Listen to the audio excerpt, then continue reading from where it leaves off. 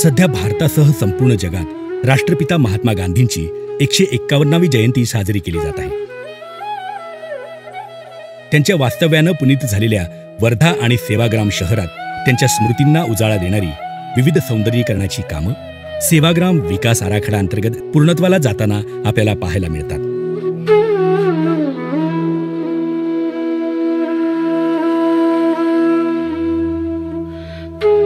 वर्धा सेवाग्राम रस्त्यालगत 1000 आसन क्षमता असणारे सुसज्ज चरखा सभागृह बांधण्यात आले आहे। सभागृहासोबतच विशेष कार्यक्रमांचा विचार करता एका भव्य ओपन एअर स्टेजची इथं निर्मिती करण्यात आली आहे। चरख्याचं महत्त्व आणि विविध प्रकार सांगणारे चरखा संग्रहालय इथं साकारण्यात आले।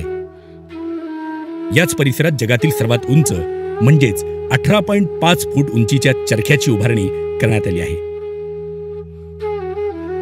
सभागृहाची शोभा वाढवण्यासाठी उभारलेलं महात्मा गांधींचं 31 फूट आणि विनोबा भावेंचं 19 फूट उंचीचं स्कल्पचर भारतातलं एकमेव आणि जगातलंही स्क्रॅपमधलं हे पहिलंच व्यक्तिचित्र। बापूंच्या सेवाग्राम इथल्या वास्तव्यामुळे सेवाग्रामला आजही जागतिक ख्याती आणि महत्त्व प्राप्त आहे। त्यामुळे सेवाग्राम इथं सततच विविध अभ्यासक आणि पर्यटकांची ये जा सुरू असते।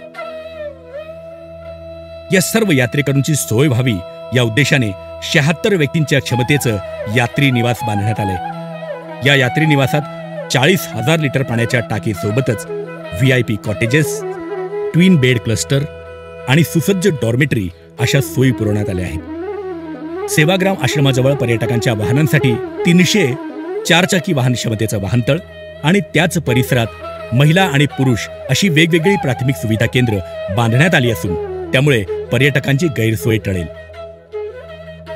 सेवाग्राम पाठोपाठ पवनार इथल्या विनोबा भावे यांच्या आश्रमालाही तितकंच महत्त्व आहे।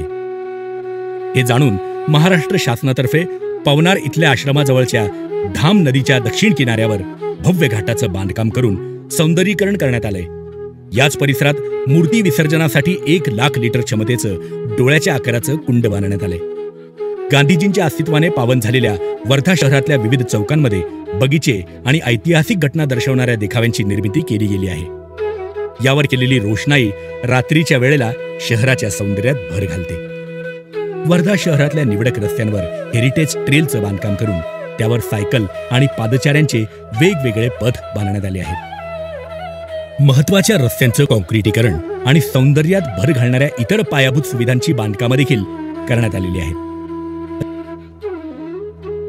रस्त्यावर विक्रीसाठी उभे राहणाऱ्यांमुळे वाहतुकीला अडथळा येऊ नये यासाठी जिल्हाधिकारी कार्यालयाजवळ सुंदर हॉकर्स प्लाझाचं बांधकाम पूर्ण झालंय।